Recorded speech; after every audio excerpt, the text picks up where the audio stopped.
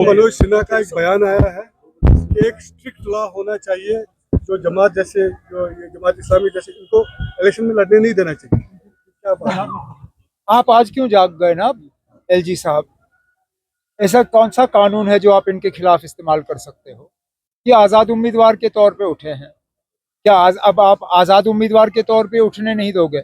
Organisation पे तो ban लगा हुआ है। ये ऑर्गेनाइजेशन के नाम पे तो इलेक्शन के मैदान में उतरे नहीं हैं ये। और तो और ठीक है ना, अगर आप वैसे भी 8 अक्टूबर के बाद यहाँ कोई कानून बनाने का इख्तियार जो है एलजी साहब के पास नहीं होगा। यहाँ लोगों की अपनी चुनी हुई सरकार होगी, वो तय करेंगे ना कौन लड़ेगा कौन नहीं लड़ेगा। हमें शिकायत हमें करनी चाहिए। मैदान में हमारे खिलाफ उतरे हैं, वोट हमारे खिलाफ लेने की कोशिश कर रहे हैं, हम इस तरह की मांग नहीं कर रहे हैं, तो एलजी साहब क्यों कर रहे हैं? अब उनको क्या परेशानी है? उमर साहब अभी जो सूरत हाल हम देख रहे हैं, जैसे कि इंजीनियर रशीद है, वो कह रहे हैं कि मैं लिख के दूंगा उमर साहब नहीं जीतेंगे। होम मिनिस्टर वो आर यू थ्रेट?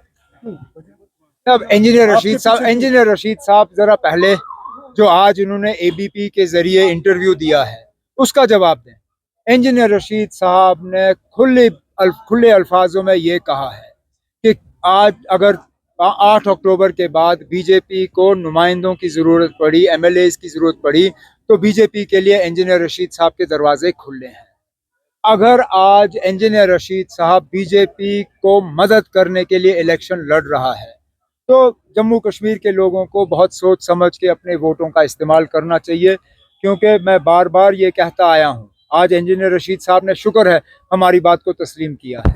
मैं कहता आया हूँ कि ये लोग आ रहे हैं सिर्फ और सिर्फ यहाँ वोट को तकसीम करने के लिए और नेशनल कॉन्फ्रेंस को नुकसान दिलवाने के लिए। इंशाल्लाह 8 अक्टूबर को साबित होगा कि इंजीनियर रशीद साहब जो हैं उन्होंने लोगों से हमदर्दी के नाम पे वोट हासिल किए, लेकिन आज वो वोट उनको नहीं मिलेंगे। उनके कहने के मुताबिक जमात इस्लामी लाइक माइंडेड कैसी है? वो कहते हैं कि हमने वो तो आपको इंजीनियर से पूछना पड़ेगा, क्योंकि आज इंजीनियर बीजेपी की मदद करने के लिए तैयार है। तो इंजीनियर साहब के लिए बीजेपी भी लाइक माइंडेड है, जमात इस्लामी भी लाइक माइंडेड है। अब ये तो सिर्फ इंजीनियर ही समझा सकता है ना। अब मैं तो उनकी सियासत आज तक समझ नहीं पाया, आप समझ सकते हैं तो अच्छी बात है।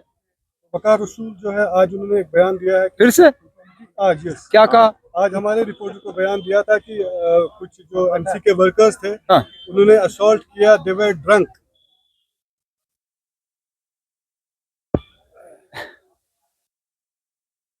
अब फ्रस्ट्रेशन में लोग बहुत कुछ कह जाते हैं। वकार रसूल साहब कुछ ज्यादा ही फ्रस्ट्रेट हो गए हैं। अब इलेक्शन खत्म हो गया है, उनको चुपचाप बैठना चाहिए, 8 अक्टूबर का इंतजार करना चाहिए। लोगों का फैसला हमारे सामने होगा।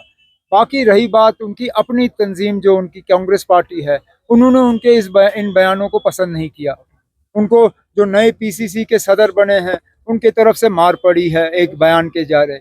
उन्हें अपनी पार्टी का जो है नेशनल कांग्रेस का ख्याल रखना चाहिए। हम अपनी पार्टी का ख्याल रखेंगे ना। वो सब एक बात का जवाब नहीं दिया। उनको क्यों लगता है कि आप ही थ्रेट हो?